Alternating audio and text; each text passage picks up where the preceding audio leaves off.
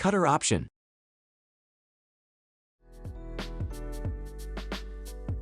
Turn the printer upside down. Remove the 2 mounting screws.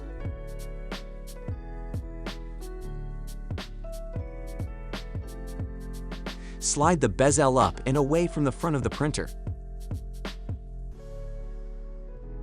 Center and push the option module onto the front of the printer and slide it down until it stops. Attach the option module to the printer with 2 screws.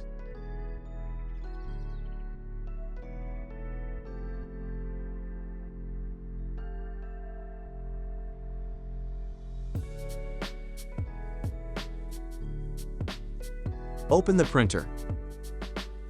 Open the media roll holders. Place the media roll on the roll holders and release the guides. Pull the media and insert it through the back side of the media cutter through the feed slot.